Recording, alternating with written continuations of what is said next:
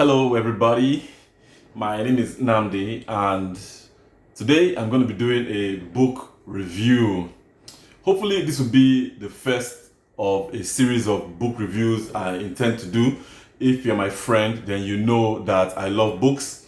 I'm very passionate about books, so every opportunity I get to read a book, I grab it. My friends know this, my family knows this. For as long as I can remember, I've been reading books. Actually, everyone in my family is a reader. And I think I'll put this down to my dad, who is a lawyer. And like most lawyers, he had a library of books. So from a young age, I've had access to books. The same thing for all of my siblings. Books are really an amazing world that you can dive into, and I don't think I've ever looked back. If I think as far back as I can remember, maybe the first books that I can remember reading, apart from the ones we'd read in school, right, the comprehension books, Enid Blyton in primary school, the fantastical creatures in her books gripped my young imagination. Like most other young people, right? She talked about goblins and elves and gnomes, So, Enid Blyton, as far back as primary school, in fact, I remember one incident when I exchanged a book with someone in my class. Her name was Tolani, and I don't know where Tolani is now today, but I exchanged that book, and then she lost my book, but I still had her own book, and it cost me no end of trouble and teasing at home, like, hey, you're giving your book to Tolani, So funny incidents from the past, but that was primary school. By the time I got into secondary school, I was reading titles by James Hadley Chase, Pace Setters, Mills and Boons. I read Mills and Boons. Goosebumps was fun. Stephen King, Daniel Steele, Sidney Sheldon. And at about that time, J.K. Rowling was releasing the first, sets of books in the Harry Potter series. So I read those as well, and a lot more books. These days, my interests cut across a wide genre. Though I have a particular interest in non-fiction work, I still read fiction, but some particular authors, like Jeffrey Deaver, Michael Connelly, who was one of my favorite characters, Harry Bosch, the detective, but I focus more these days on non-fiction work, cutting across genres like history, biographies, philosophy, religion is another one I like, law, I'm very interested in, and geography, so I cut across, or my interests cut across a wide, spectrum when it comes to books. Now, before 2020, most of the books I consumed or that I read, when I say consumed, I mean most of the books I read were in physical format, right? That would mean holding the book in my hand and reading, you know.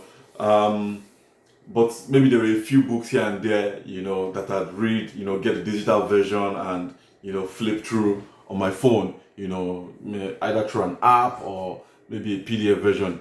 But my biggest discovery in 2020 was audiobooks. I'm telling you, audiobooks are amazing. I discovered audiobooks in 2020 and my capacity to read books exploded. I'll tell you why. Because it's easy, right? You can be doing multiple things and be listening to a book. So for me, most times, typically when I'm driving, I have an audiobook playing, especially if I'm the only one in the vehicle. I mean, if you have passengers, then you want to play something everybody wants to listen to, unless they want to listen to the book as well. But most times I'm alone driving, and that is more often than not. I have a book playing, and it's always fun to listen to this stuff and learn. Another favorite pastime or another period during which I typically be listening to an audiobook is when I'm taking a walk, or out working out, like cycling, which I like to do.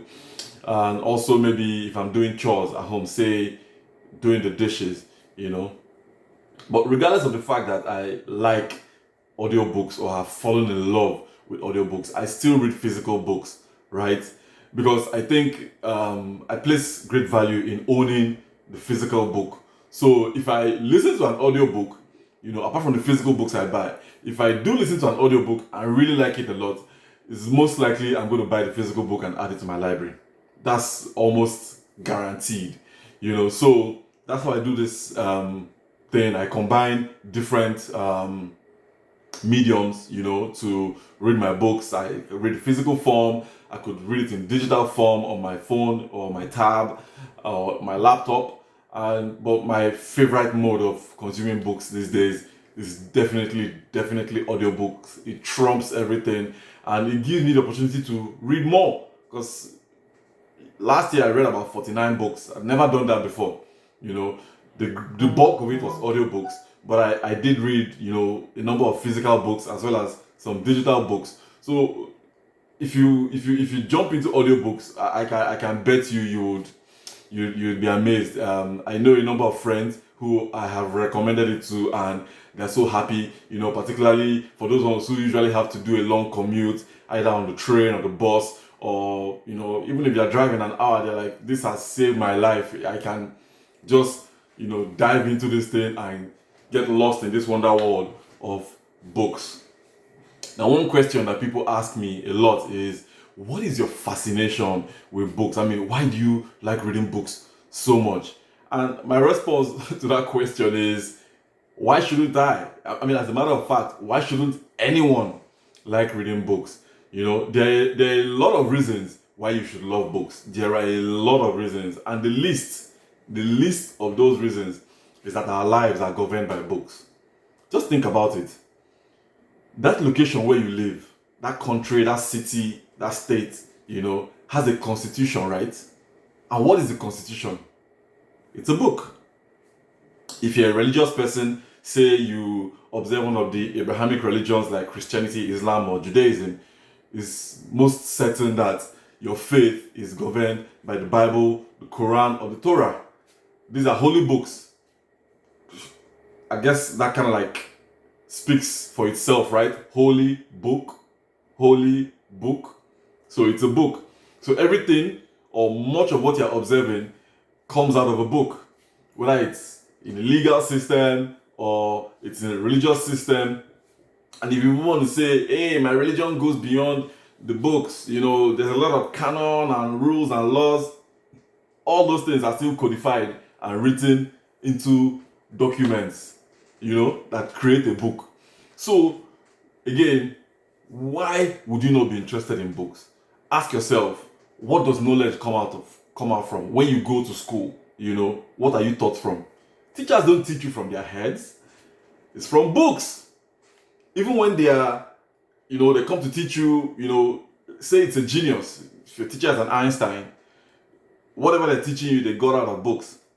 And if they're so prodigious, and they are into research and they're coming up with new material and information and knowledge and insights, it is almost certain that they're going to document whatever they discover or whatever insights they gain in a book for further reference by themselves or other individuals. So my friends, books are important. And if there is any subject that you are interested in on this earth, any subject you are interested in on earth, there are books that address that subject. And not just the subject, but even also related topics. And the good news is that books are increasingly accessible. Remember, I was telling you about audiobooks not too long ago. So, why am I doing book reviews? The intent here is to inspire people to read. And inspiring you to read does not mean I'm saying you should read the same kind of books I read. We have different interests, So, say I do a book review on book A, I'm not saying go and read that book. If you read the book, awesome. We can even discuss it and share views. If you have not read it and you are not interested even after the book review, all well and good. At least now you have an idea of what that book is about, right? The ultimate thing is I want to use this medium to encourage people to get into book reviews, into book reading, That's what the book reviews are intended for. One caveat I'm going to give is that the reviews I conduct are not an academic review, so scholars will understand what I mean, and anybody who is familiar, who's been involved in, critical reviews or academic reviews of books will know what I mean. So this is not where I'm going to pick up a book and then I'll be identifying what the author's thesis was, you know, and then checking what their sources were, comparing to, you know, other sources, and maybe cross-referencing with other authors who have written a similar genre. That is not the objective of this. It is not a critical review. It's not an academic review. What I'm doing here is a broad summary of the highlights and contents that really resonated with me, you know. So I will try as much as possible to be objective with the facts, you know, as I understood them. However, whenever I'm sharing an opinion, I will be telling you that this is my opinion. You will know that this is my view, you know, on the subject matter.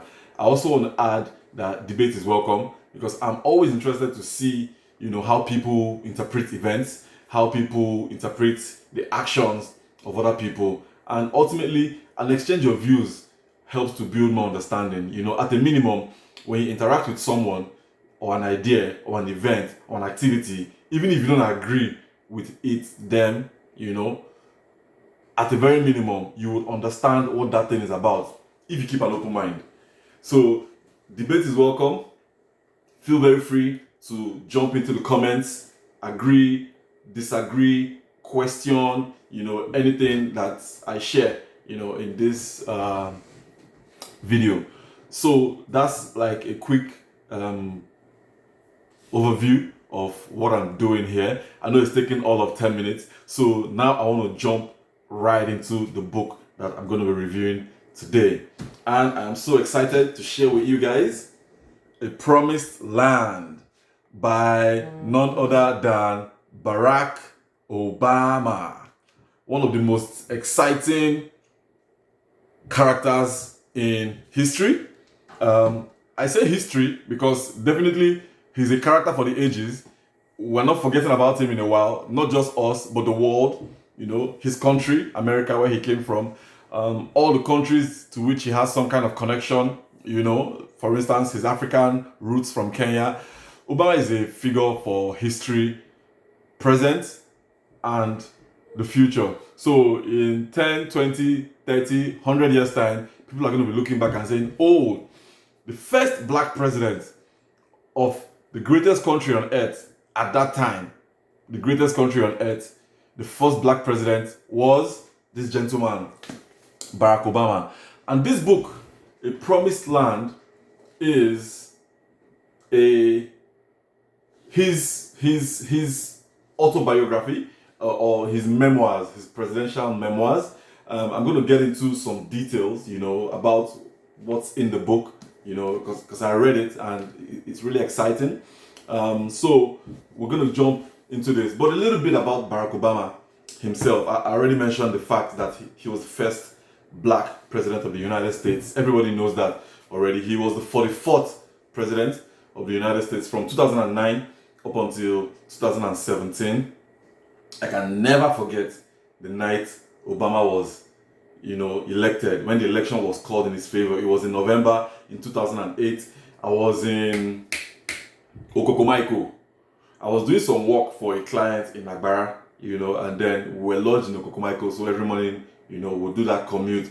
I've just gotten back into my hotel room, switched on the TV, was following the live, you know, stuff on CNN, and when it was announced that he had won, the hotel erupted.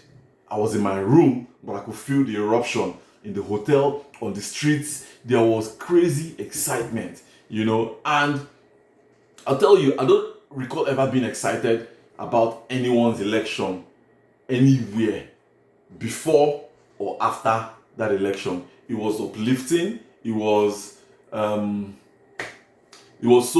fulfilling to see this man go against all odds and win the election. So I wasn't the only one who felt that way, obviously. Like I mentioned, everywhere around me, like, people were excited, jumping. I was myself jumping. I was like, yes, yes.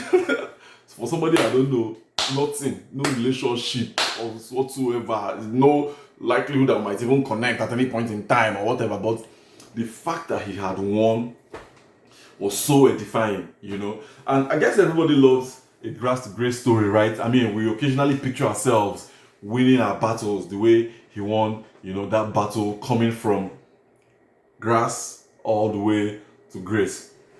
So this book does a great job of providing insights into Obama's early political history and legacy. But because it is presidential memoirs, I quickly observed that he didn't really focus on his early life. And he's written other books, right? This is his third book. There's Dreams from My Father, and I forget the other one. But this is his third book, and he doesn't really dwell so much on his early life. Of course, he spends some time talking about it, but not so much. This is really about his presidency. Okay.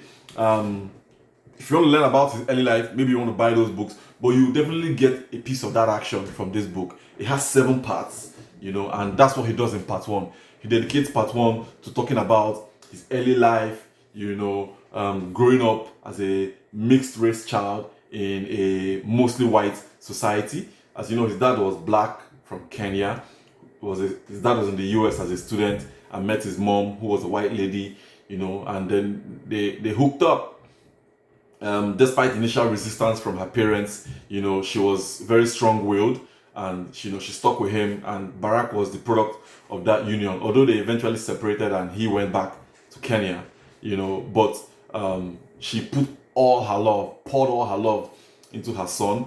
And the same thing with his grandparents. I'm talking about her parents now, so his white grandparents. Grandma and grandpa they loved Barack to no end. And he spent a lot of time with them in Hawaii. Moved with his mom, I believe, when she remarried to Indonesia, lived there for some time.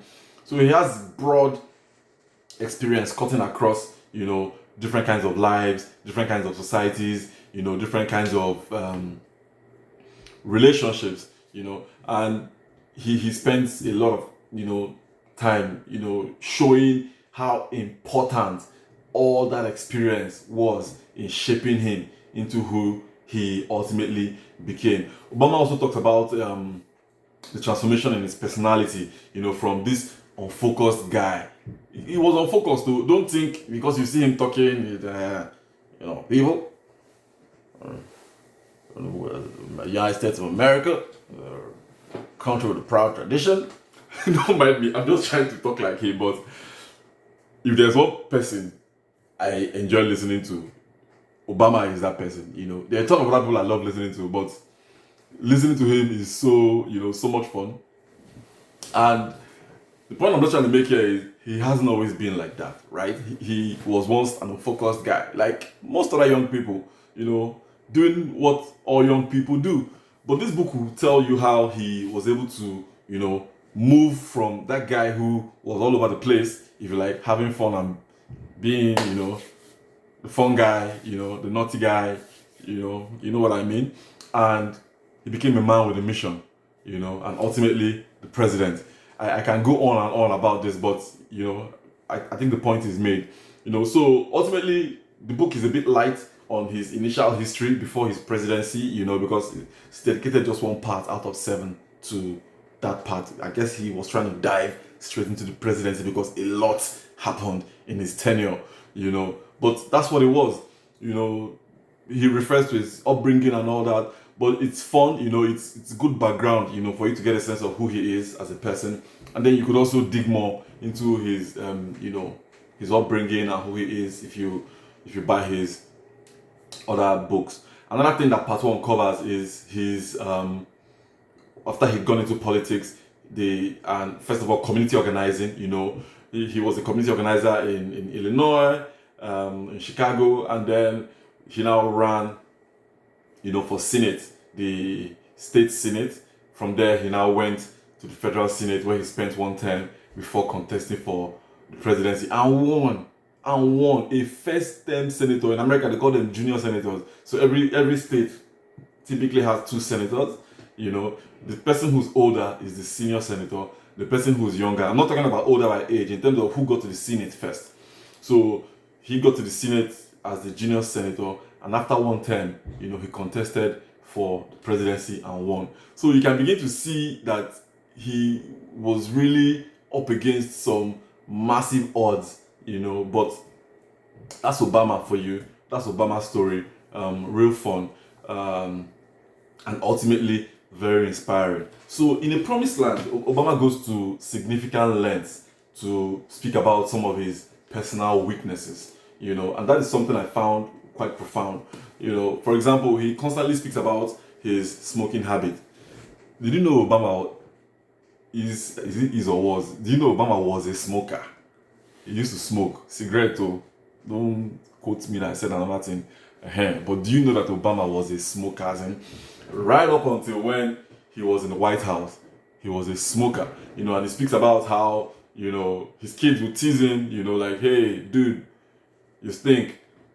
Not in those words, but like, hey, daddy, you've been smoking, that kind of thing. But he also speaks about how he tried to overcome it, and some of the measures he take to manage, that part of his life. So before he became a very public citizen, he might have been able to smoke wherever he wanted, but by the time he was president and he wanted to smoke, he had to find a private corner to just do his thing. And I believe at some point he, was using nicotine patches just to manage the urge to smoke. Essentially, he admitted in this book that he was, a nicotine addict. I'm not sure a lot of people might have known that he was a smoker, but it comes comes through very clearly in this book. He also speaks about the indiscretions of his youth. I kind of like alluded to that earlier, right? So all the stuff that young people do, he did all that stuff. Interestingly, in this book, he's not really holding back his punches, though, particularly for political adversaries. So he was describing people, based on his perception of who they were and how they were. So regardless of whether you're a Democrat or a Republican or even a member of his team, if you're an American or an ally in Europe, Israel, wherever, Obama was very, very honest, to the extent that one can describe saying what you feel is honesty, right? He was honest about his views of people. I'll give an example. For the 2004 elections, presidential elections in the US, John Kerry was the Democratic candidate, and his running mate was John Edwards, another senator. Obama didn't do John Edwards any favors in this book. He didn't do John Edwards. I can't remember the words he used to describe him, but they were not nice. Something, I think he even used somewhat like an unimaginative, something of that nature, but I said, whoa, okay. He describes, how he went toe to toe with Hillary and all of that. He was very appreciative of her talent, Hillary Clinton, and described that in glowing terms, in terms of her work ethic and all of that. But in terms of the personal relationship, he didn't hold back any bars about the difficulties and differences of opinion that they had. But overall, in A Promised Land, Obama exudes a lot of warmth, and he shows a genuine desire to connect with people, as people. And I really enjoyed that, as he described the process that led to his nomination, and eventual election. He was a bit brief on detail, but he consistently emphasized some things. Hope was a strong theme of the book. Unity was another one. And then the broad-based support he received. People describe Obama as the guy who helped Americans and people all over the world actually to believe in democracy again, right? Because it's this underdog who came from nowhere and won the presidency. And all of that didn't just, happen after the election. It was a build-up. And he describes, how all these things came to play, in the whole process. So, given America's antecedents as a slave-owning nation, and, his relative political inexperience, plus the conventional wisdom of the day, right? You're going to give a black man the presidency in this great country. His ascension is presented as it was a miracle. That's how he presented it. And in my view, that's exactly what it was. But what's interesting is that was just the first part of the whole thing, right? Because the same kind of resistance he faced, in getting elected, he faced in trying to govern. So if his election was a miracle, the tribal nature of political struggles and infighting, that happened during his presidency practically vaporized much of the initial euphoria of victory, and like any other president, he quickly saw his ratings nosedive, so he faced resistance within the Democratic Party, his own party. He got total non-cooperation from the Republican caucus in Congress. Those guys were determined not to make sure he fails. They dug their heels in and were determined that this man must not succeed. It was like an extreme sport. If you've done extreme sports, you know what extreme sports are like. So, say like power gliding, windsurfing. If you let go of the sail, that thing you're holding on to surf, you're finished. Particularly when you're out in the ocean, and so you have to hold on to that, and then you remain conscious of the waves as they're coming, and you're looking for how to remain balanced and all of that. It was an extreme sport, And Obama would describe the weight of his office, as well as the decision-making process as dealing with probabilities. That's how he put it in his book. Let me explain what he meant. He said that if any problem had a simple solution, it wouldn't come to him. And it makes sense, right? So if the solution to any problem was simple, then somebody down the chain of command would have solved that problem. For a problem to come to his table as the president, it means it is a problem. You get the point? If it gets to him, then it is a problem, and there are no clear answers. There are just no clear answers. If it was simple with a clear answer, somebody more junior or somebody down the chain of command would have fixed that problem. So by the time it gets to him, he was ultimately dealing with probabilities. If he does this, it might happen this way, it might happen this way. If he does that, it might happen that way, it might happen this way. That's what he had to deal with, in his presidency or as a president. And I imagine this is the same thing for leaders all over the world, in such positions of authority, right? And one of the strengths of this book is Obama's power of narration. We all know he's a great storyteller. He has wonderful abilities when it comes to storytelling, and the strength with which he conveys his convictions, the things he believes, but also communicates the doubts that he faced. He doesn't try to come across like a Superman that had all the answers. No. He made it clear, these were the doubts, these were the challenges. I had to put my hand on my head, I had to reach in and get, courage from the depths wherever it exists. I had to lean on my friends and my family and his rock, Michelle, absolutely wonderful lady, So he communicates it very clearly, and it makes for very, very, very powerful storytelling, But regardless of all this stuff, one thing he does in the book is to celebrate the victories, no matter how little, So every single win, in his presidency, he celebrated it, And the idea being, be thankful for what you're able to do and keep driving, for those things that you struggle with. So if you ask me, ultimately, this book is a story, amongst other things, of humanity. It's a story of humane acts, not just by him, but by people, Americans, ordinary Americans, everyday Americans, people across the world that he interacted with on his trips and his engagements, civil servants, military people, children, everybody around the world. This book is an awesome book of the wonderful beauty of human nature, but amongst other things, it also teaches history, it teaches politics, it teaches economics. By the time you read it, you start to understand some of the things, why certain things are a certain way. For instance, he gave a quick summary of why Israel and Palestine has remained a thorny issue in the flesh of the whole world. These two nationalities have been fighting forever, when in reality they are brother and sister, because they are the same. The Israelites and the Palestinians are the same.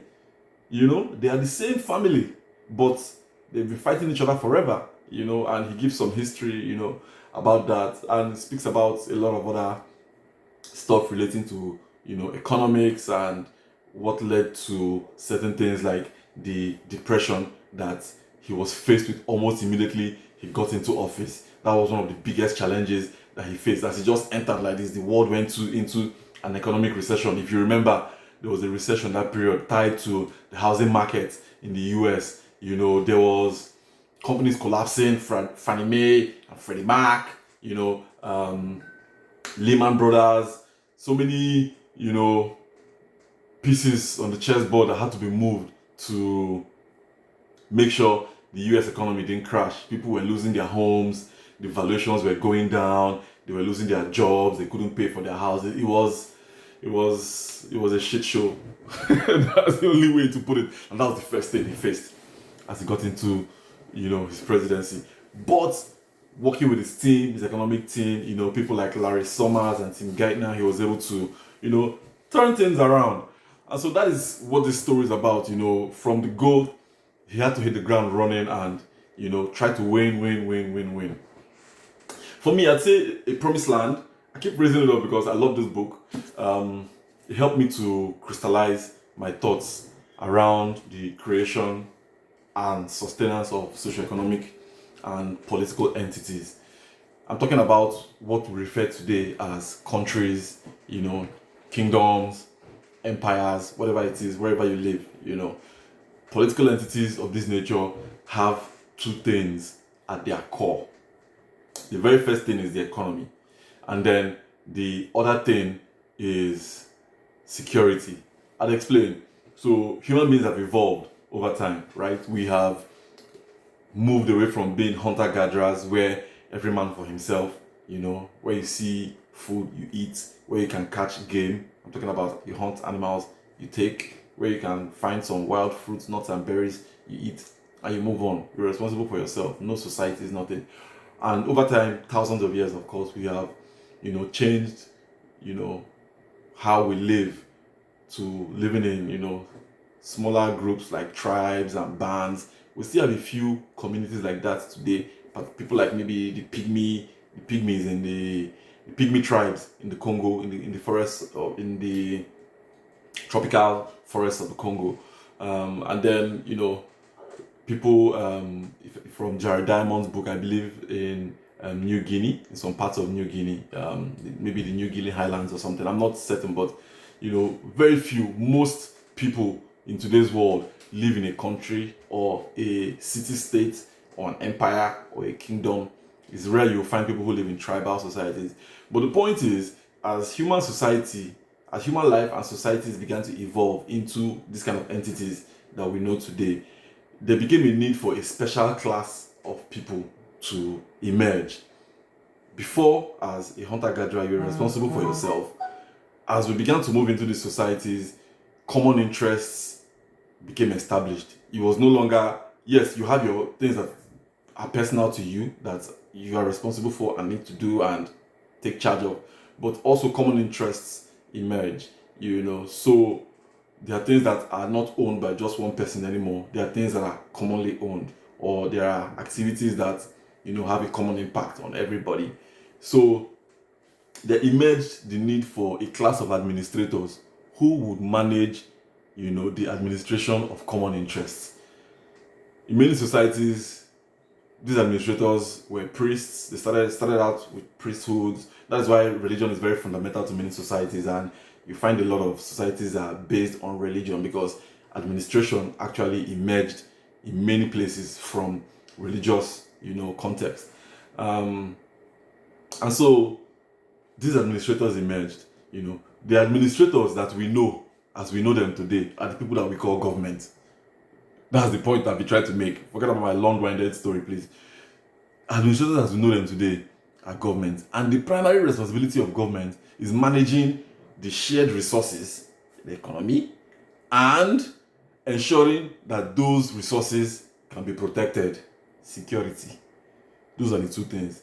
And Obama tells you in this book that the very first thing he had to do the moment he got elected, even before he assumed the office, the elections happened in November, you take up the office in January.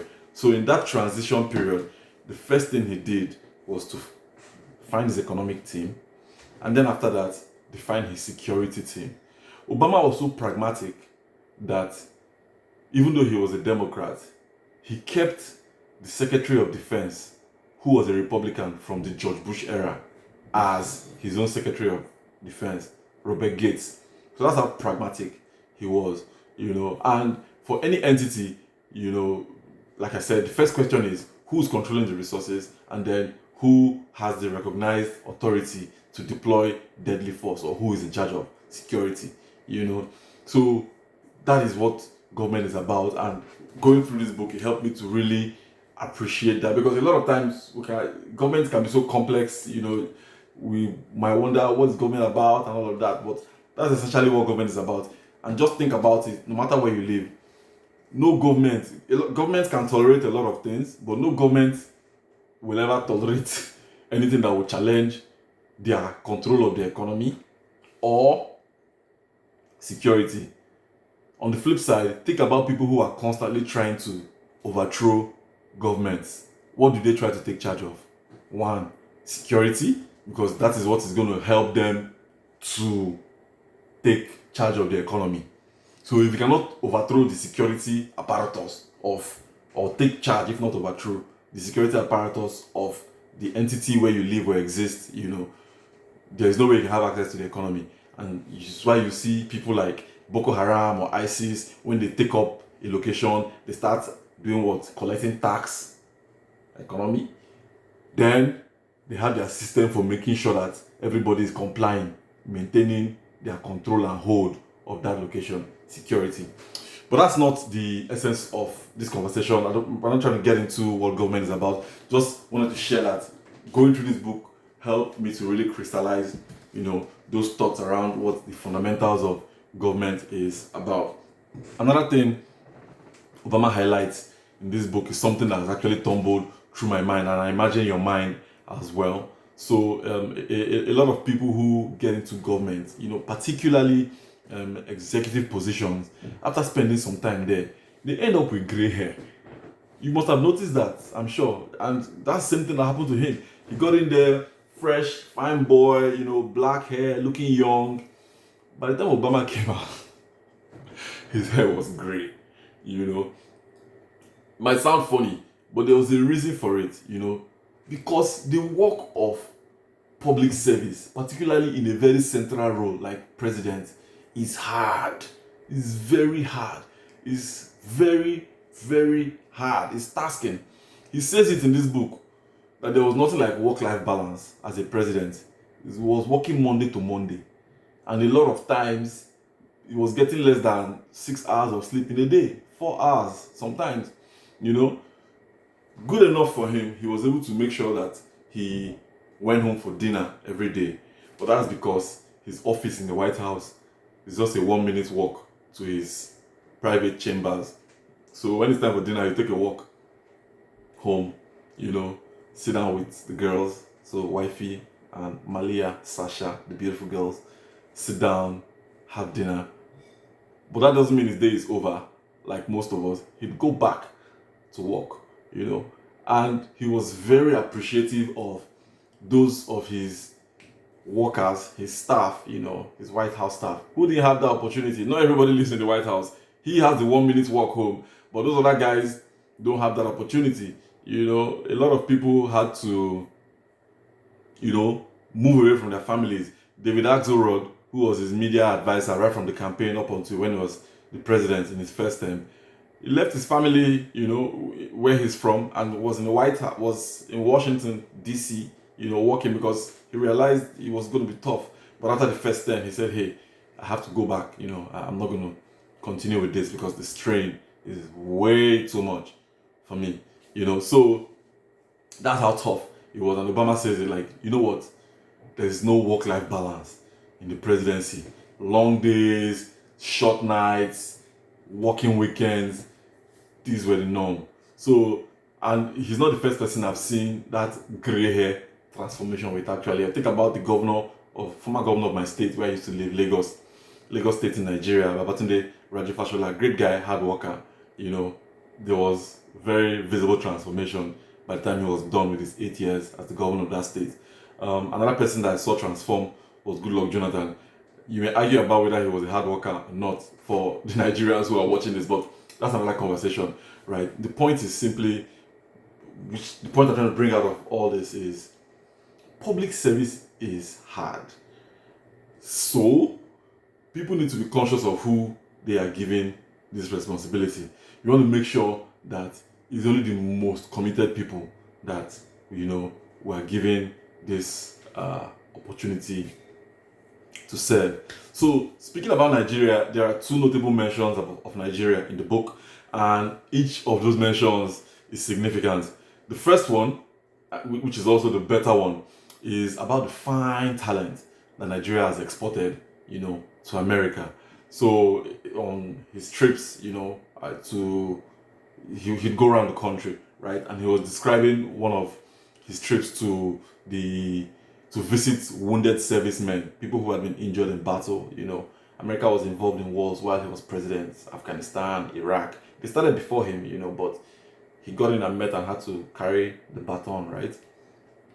So he would go visit these servicemen, and he spoke about Nigerian doctors who were attending to injured servicemen, at the Bethesda Naval Hospital, which is now known as Walter Reed National Military Medical Facility.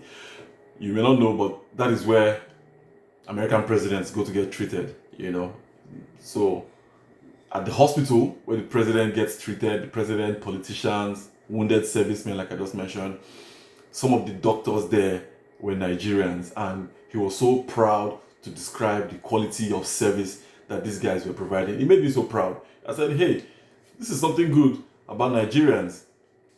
He described them in glowing terms, and it really made me very excited.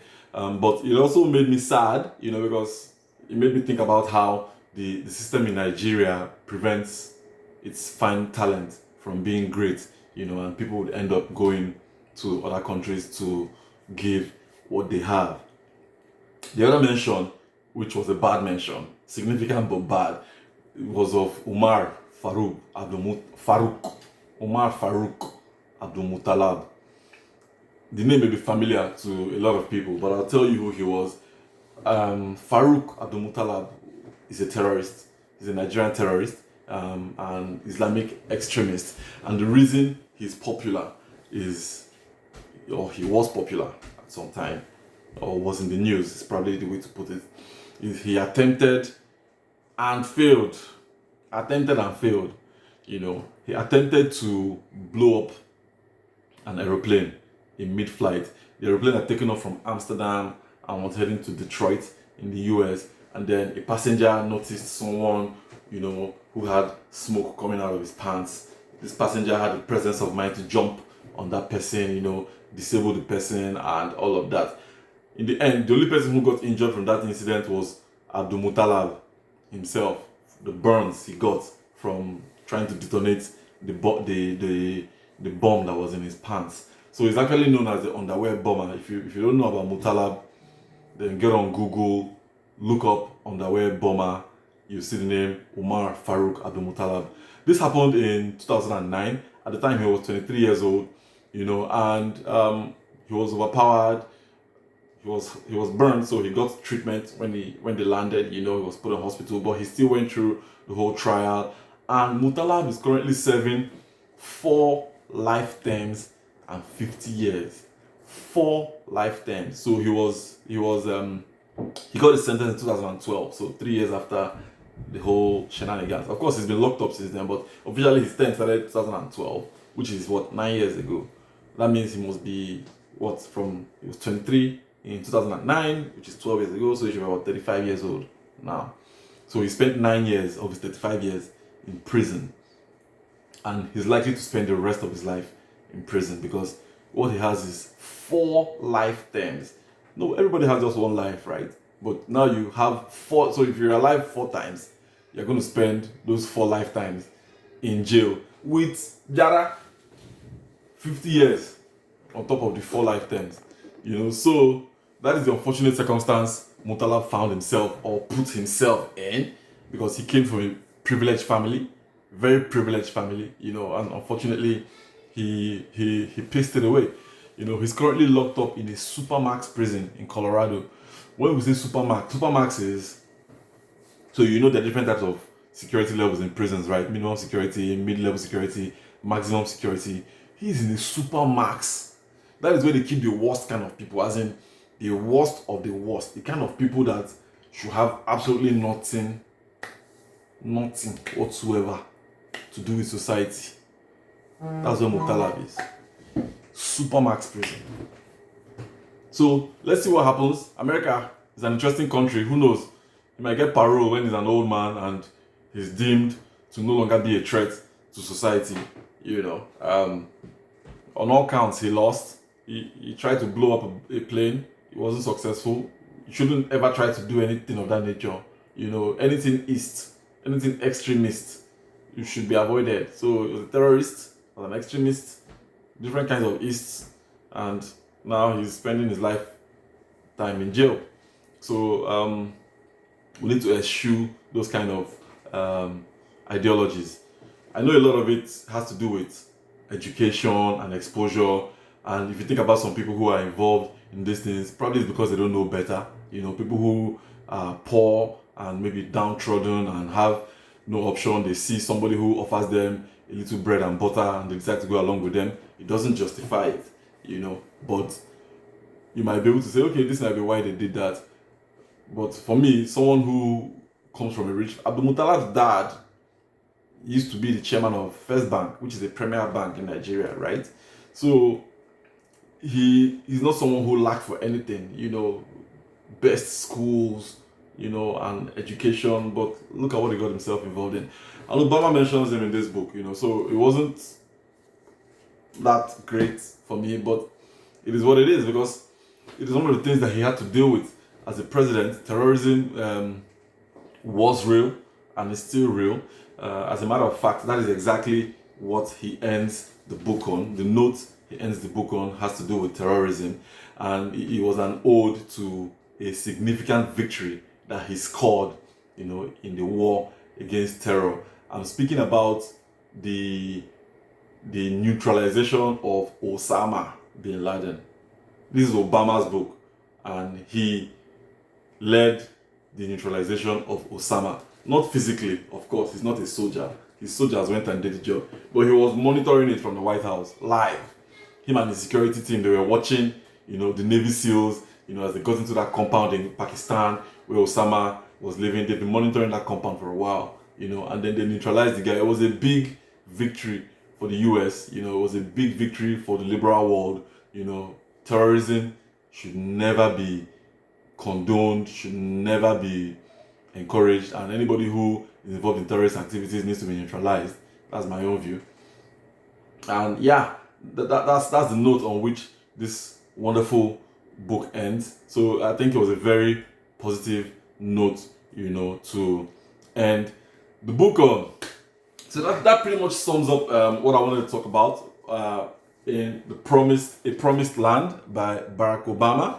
I hope you have had fun, but I'm not going to let you go yet. I do have a reward for you for watching this long. It's a fun fact.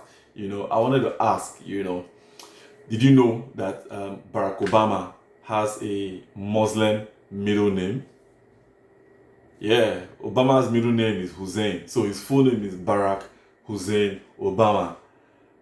Maybe that will help you, put in further context the kind of difficulty he faced, not just in the race for the seat, but even while he was president, and then the kind of conspiracy theories that kept coming up about him being a Muslim and him being a terrorist sympathizer.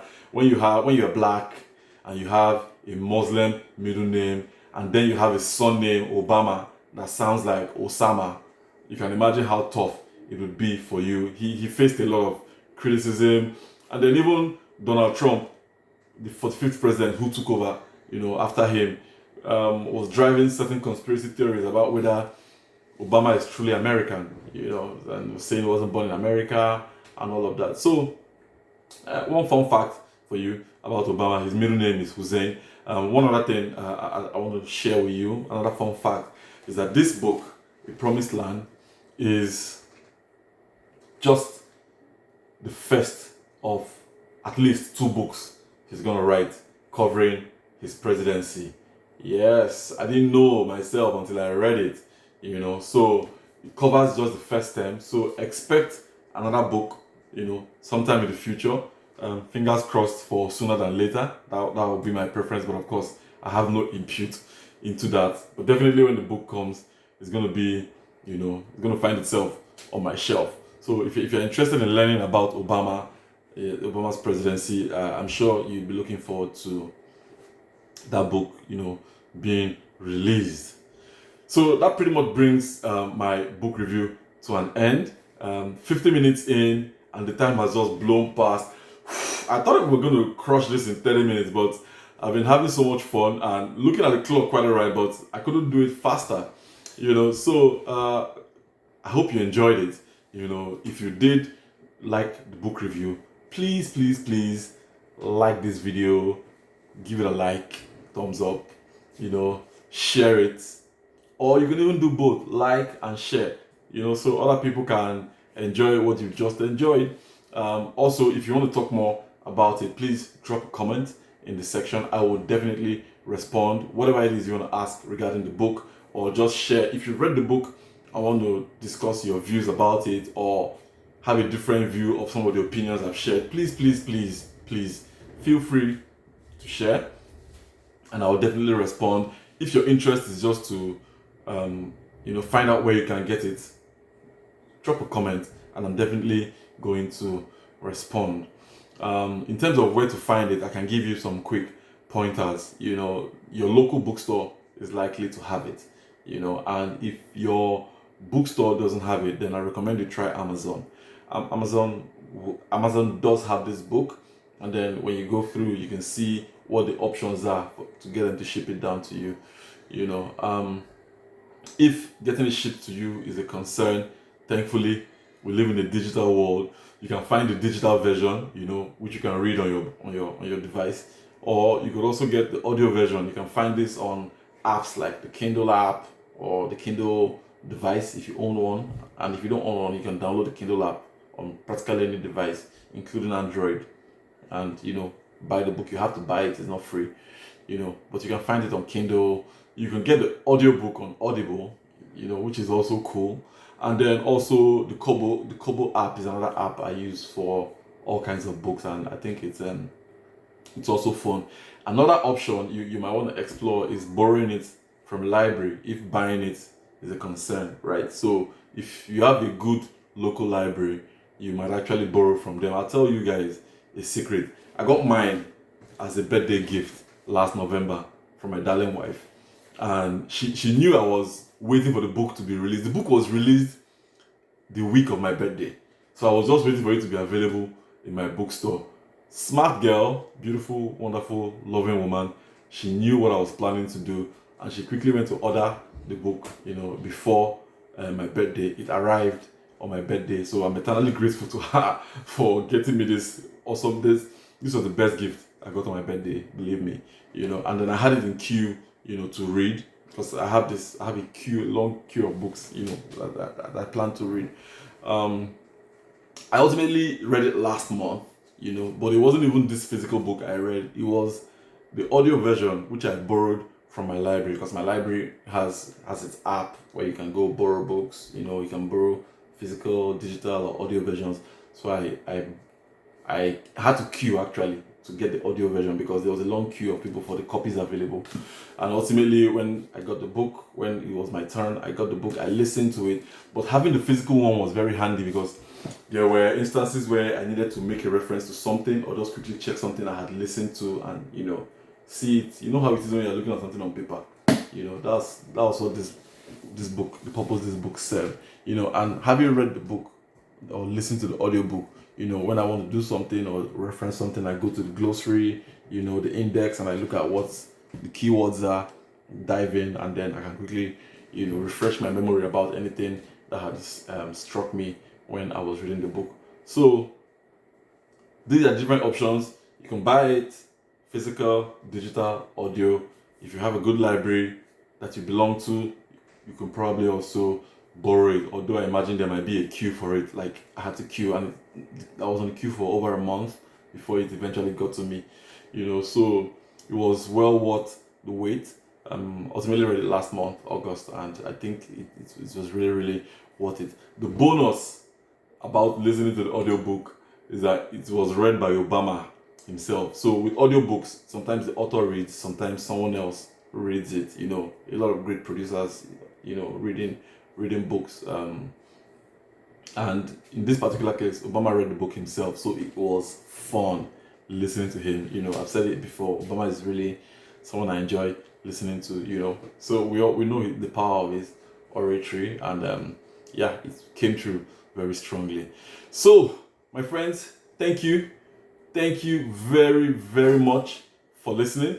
I hope you have enjoyed this book review and that you consider the time you've spent with me to be time well spent.